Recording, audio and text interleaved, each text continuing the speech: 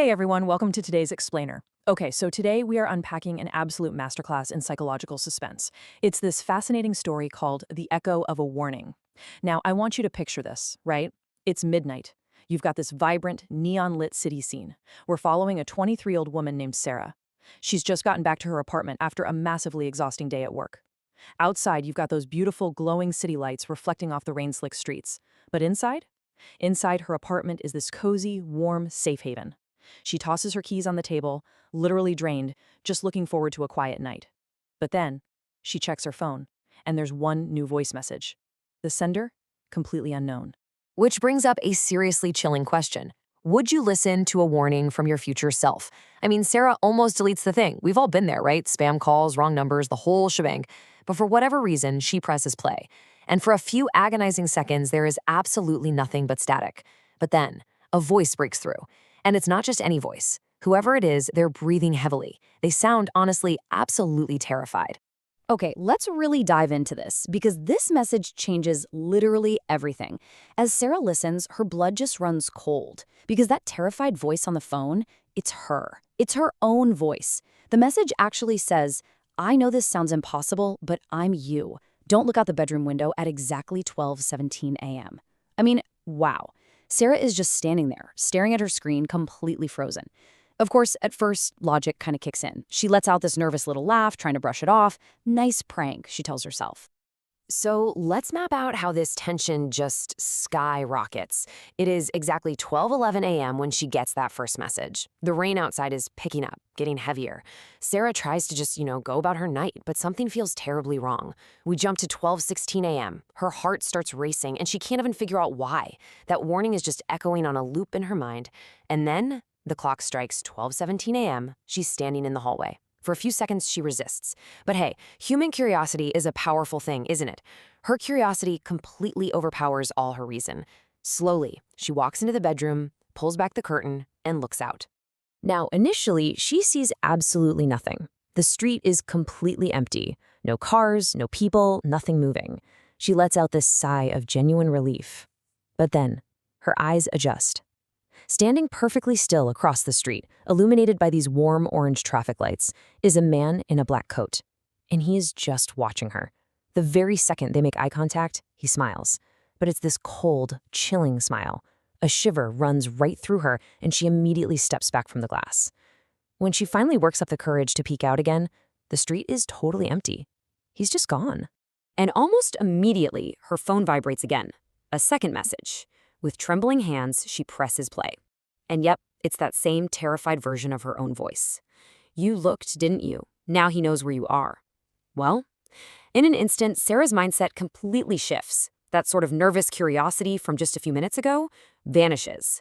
It is completely replaced by genuine, paralyzing terror.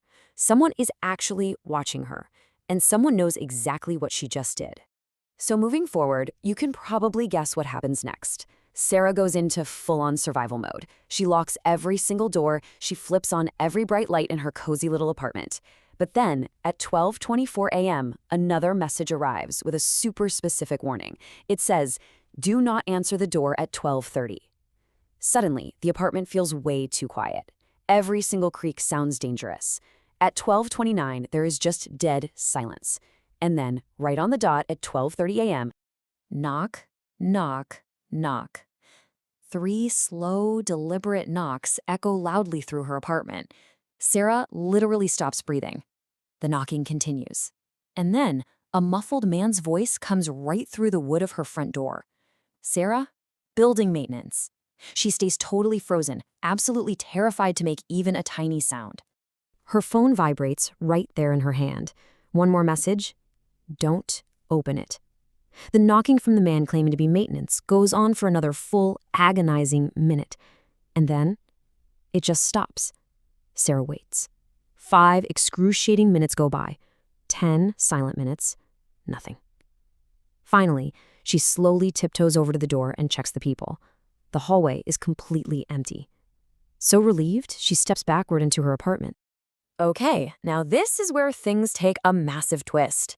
Just as she thinks the threat is gone, she hears something that should be mathematically impossible. A floorboard creaks. But it doesn't come from the hallway outside. The sound comes from inside the apartment. Someone is already in the room with her. She slowly turns around, and standing at the far end of her hallway is the man in the black coat. He is perfectly still. He is smiling. He is already inside. Her phone vibrates one last time, and the voice on the other end is virtually crying now, delivering this frantic final instruction. Run to the roof, it's the only place he can't reach you.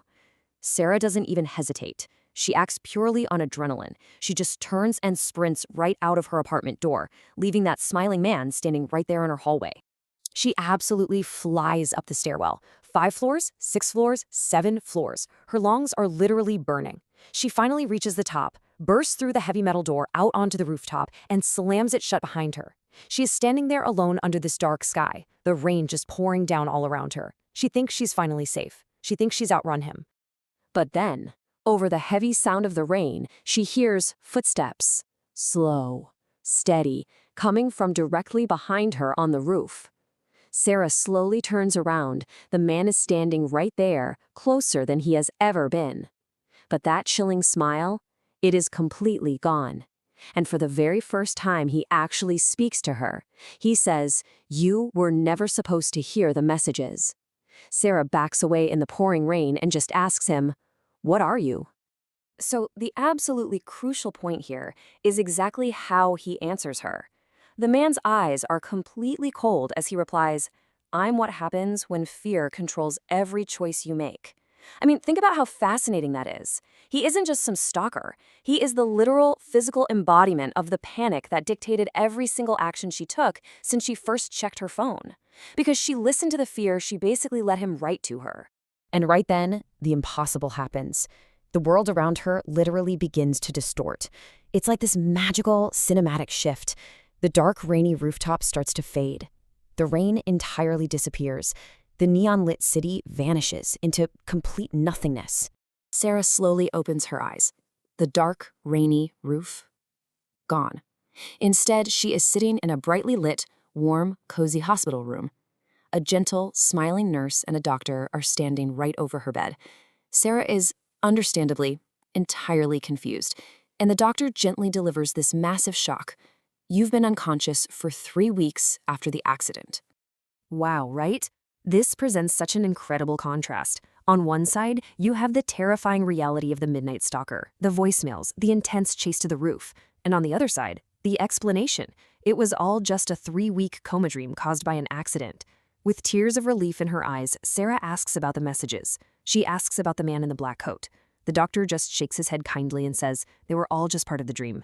Sarah breathes out. She finally feels truly safe. The nightmare is over. Until her phone vibrates. It's resting right there on her hospital bedside table. One new voice message. Unknown sender. With shaking hands, she reaches out and presses play. And her own terrified voice whispers from the speaker, "Sarah, he's still here." The message ends. The hospital room is still warmly lit, bright, and completely safe. But as Sarah slowly turns her head to look into the corner of the room, standing right there, a man in a black coat smiled. The nightmare hasn't ended.